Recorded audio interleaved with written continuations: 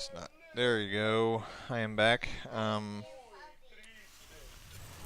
So yeah, I've stepped away for a second, but I am back, and I was talking about how the heavy marine percentage or whatever, you had lots of marines and he had lots of tanks, and that went really badly for you. But now on the second attack, he's got no tanks left, and you've got a bunch of Thors, so that's great. You've got medevacs floating up overhead too, so when a Thor gets low, you can pick it up and run away.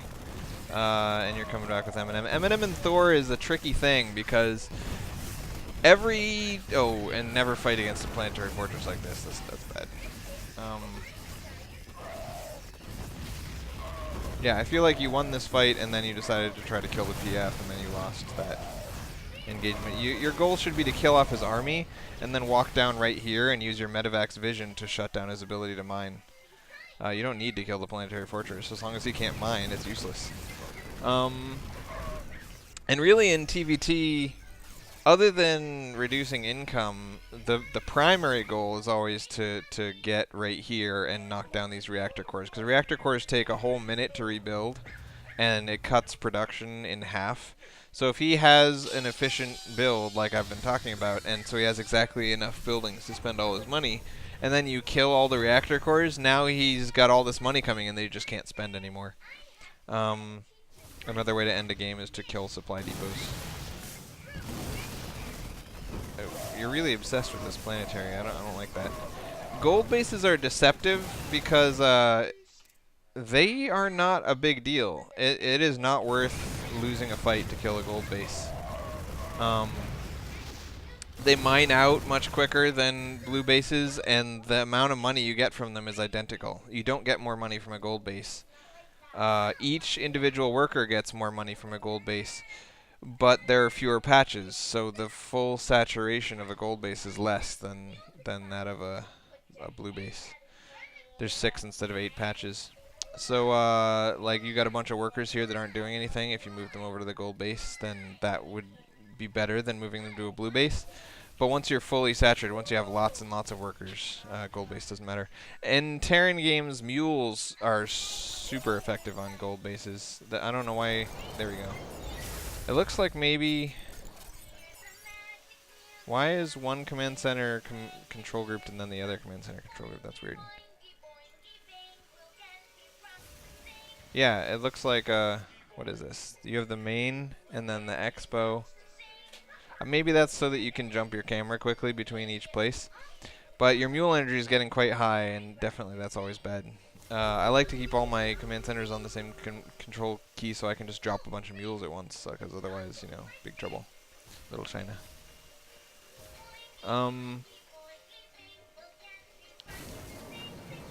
Looks like your income is ridiculous because of those mules going on right now. He's got tanks and you don't. Oh yeah, what I was going to talk about is this building, this building, this building, this building. All buildings spend $250 a minute, right? They're all equal. You can mass banshees, you can mass ravens, you can mass medevacs, you can mass anything. The only exception is that Thors are double. Thors are 500 a minute. And Hellions on a reactor factory are double as well. They're 400 and something or whatever a minute. And medevacs, double medevac production, I believe, is like almost 600 a minute. So, yeah. You know what I'm saying? You know what I'm saying? So basically when you go Marine Tank, you need 2 factories. But when you go Marine Thor, tanks are like half as much money per minute as Thors, if that makes any sense. So one of the challenges of Marine Thor versus Marine Tank play is to recognize how much money you can spend off of a factory with each build. Ooh, that's just lucky. He was targeting your PF with those. But yeah, you're pretty much doomed at this point, unless he does this. Man, you guys are both obsessed with attacking interplanetary fortresses. Seriously, they're not as important as you guys think they are. So a planetary fortress is like a no-fly zone. When he gets one up, you say, oh, well, he got one up. I guess he gets to keep that forever. The only exception, I mean, is you can knock him down with a bunch of siege tanks, but then you're stuck outside the PF with a bunch of siege tanks for a long time. And he can repair while he, it's just silly. Don't bother knocking down PFs. Deny this base and attack this base, and you'll win the game. If you attack the PF, it's like, it's like, don't attack PFs. But since you both made that mistake back and forth, I don't know what to say. Maybe it came out even. So he's transitioned mostly into Eminem and medevac, and you've transitioned into Eminem and Thor and medevac. See, he did what I was saying. You come camp down below, and then you can't mine, so it's as if you killed it. All right. Good fight, Ninja, good fight, but I think he's gonna... see, he's got a bigger army, but a big portion of it is over here. So I think he's got this game, but he might not have this battle. Come back with your army, come back with your army. So the reason this is going so badly for you is because he has 92 harvesters and you have 57. He has 5 bases, and you have 1, 2, 1, basically 1. And I would say you were kind of ahead in this game. Oh no, you started off behind because you attacked into the tanks with Marines, and then you kind of caught up with the second battle, but then you fell behind again attacking the planetary. So yeah. Usually the person who wins the game is the one who spends more money. The only exception is when one guy gets a whole ton of tech. So let's see, he's got 2-2, and you've got 0-1. And I wonder if he has tank upgrades too. Nope. Yeah, he's got 0-1. Tank upgrades are very beneficial. If you are going to make tanks, upgrading them is really beneficial because of the splash damage. Like, it doesn't, it's not plus 5 damage or whatever it is. It's actually plus 5 times the number of targets it hits. So it's pretty excessively awesome. Tank upgrades are much better than everything else upgrades. In contrast, Thor upgrades are kind of crap because a Thor does 60 damage per shot. So he's going to one-shot a Marine whether he's upgraded or not. And he's going to take 3 shots to kill a Marauder whether he's upgraded or not, because Marauders have 1 armor. So, yeah, Thor attack upgrades aren't very good. But armor upgrades, especially versus Marines, are great on the Thor. I don't know why I'm talking about upgrades. You have much bigger problems than which upgrades you should be focusing on.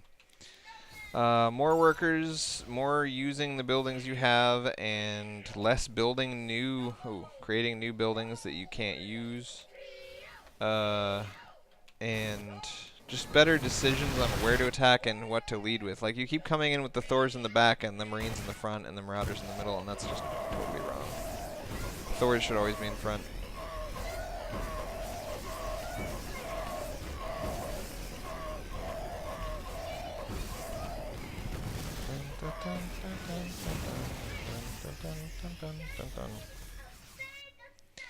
I think one of the big factors in this game for him coming out ahead, of course, in the late game, the biggest factor is upgrades. Another big factor, though, was the tanks early on.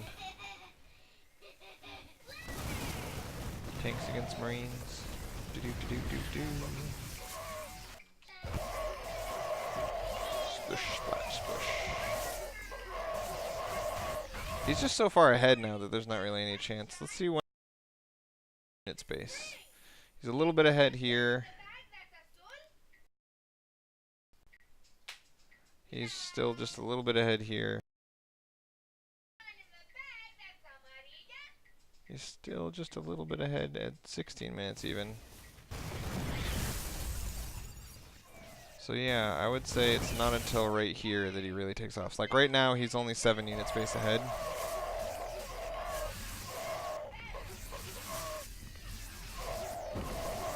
And then after this fight, he's at 15 unit space ahead.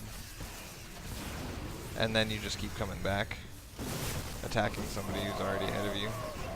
And now he's 60. So that was the end of the game. When you attack the planetary fortress 3 times in a row, the game ended. It's important when you watch your own replays to figure out when the game ended and not talk about anything that happens after that point. So this is when the game ended. And I would say you had a good chance to win this game.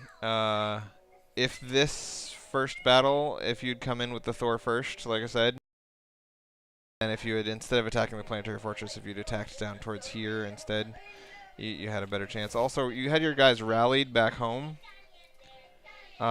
which I think is bad. They should have been rallied to this watchtower,